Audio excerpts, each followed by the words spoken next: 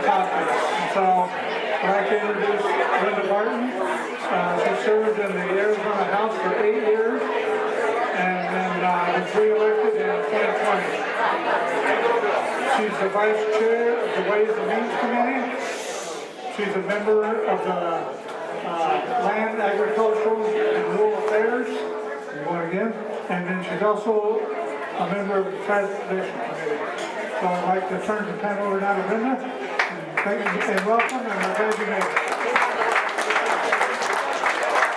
Thank you so much. Appreciate being here. Well, come along the road there and I said, ooh, look at all those cars. I said, they're all in the same place? Yeah, and I looked at it and said, yeah, this is a private party here. All those cars are belonging to y'all out here. And wow, this is great. Good to see you here. I'm glad to be here. Had to, go from one thing to another. But we got here just right. Pedal to the metal all the way. I need to move over this way. Okay. Howdy. It's nice to be here. Yes, I'm on the Land, Agriculture, Rural Affairs. That's one of the things that I appreciate the most about being in the legislature is being able to take care of the rural affairs and make sure that things are going right for us out here in Navajo County, Payson, Gila County, all of us out here, even, Grand County, all those folks out there. A chair? I get a chair. Feedback. Feedback happens all the time? Okay. Yeah. Right there's good. That's better? Okay. All right.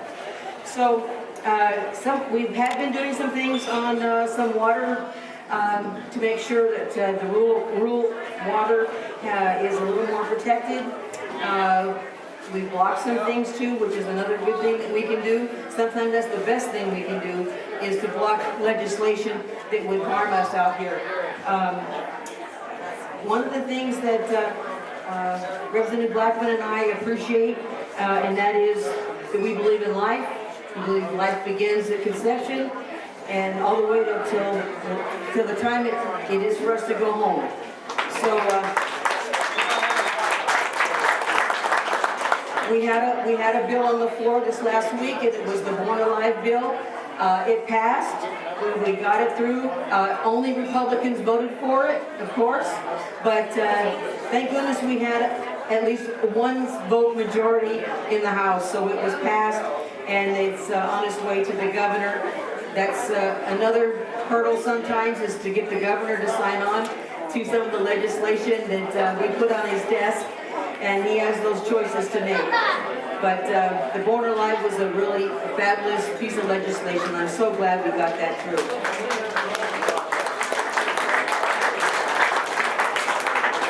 Another thing that I'm very adamant about, and that is, of course, our Second Amendment rights. All of our amendments are important to me, and all of the Constitution as written, not as people design it to be. But we have had some legislation. The Arizona Citizens Defense League has been keeping us posted when the folks out in our district in favor and or against some legislation, so that's very good. And I'm a life member of the Arizona Citizens Defense League, as well as the National Library Association. Thank you very much. And GOA. So all of them, got them covered. But we did have some legislation about people with concealed carry permits being able to, drive through and drop your kids off at school on your way to work. Because, there were some regulations. You got to unload it. You can't take it. You got to leave it here. All kind of criteria. So really, what we wanted to be able to do is, when you're dropping your kids off and you're on your way to work, you don't have to stop, unload your handgun or whatever it is, and then drop your kids off and then go back and put your rounds back into your handgun and go to work. So that passed. Of course, it was interesting conversation on the floor. Y'all can go back and look at the film footage, though. It happened. We got it.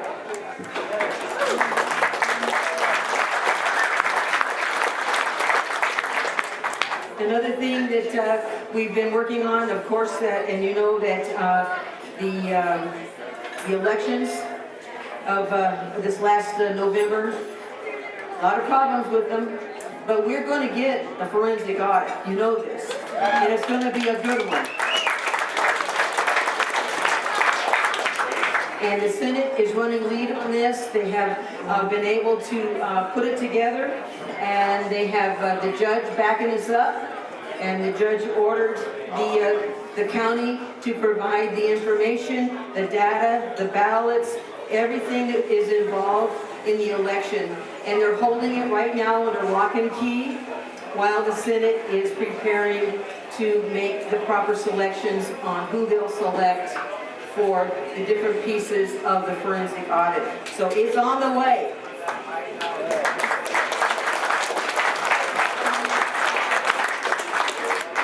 Another thing that we've been working on is controlling our ballots, controlling our election ballots.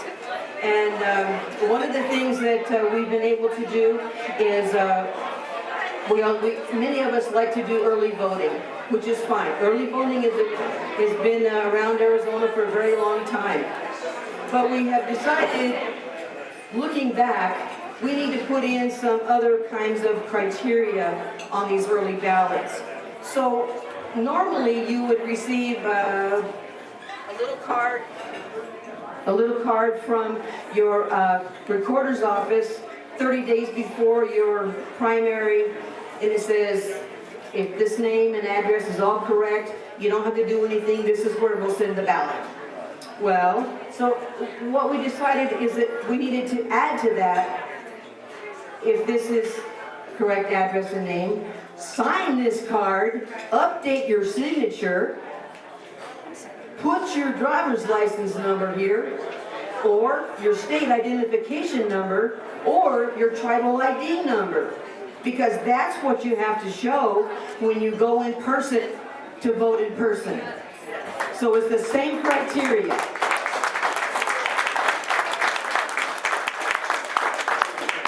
It'll be good, and that'll give them some time to verify the information in their records and with your driver's license. Because you know you're supposed to, if you change your address, you have 10 days to change your driver's license, just in case you didn't know that. So your driver's license address and where you vote will be the same. So it's a good way to verify things. So trying to think if there's something else. We do have some other election bills that are going through. Some of them are still in committee, so I'm not on that committee. It's a government and committee, so I'm not in that committee. I know that we have some things working to purge the history of the voters who are no longer living with us or no longer living in Arizona, to be able to purge the records that are at the recorder's office. So if they decide to send out the ballots to everybody that's ever been registered in the history of the whole state of Arizona, it'll be limited. It'll be limited to the people who are currently registered to vote. So that's another thing that we thought really would help, because we saw that there was a lot of problems with ballots being sent to, 4 or 5 ballots sent to one house, because the address was the same over the years. So I don't know if there's any questions. If you're not in a place where you want to take any questions, I don't know what else you would like me to say to you. Anybody have a question or something?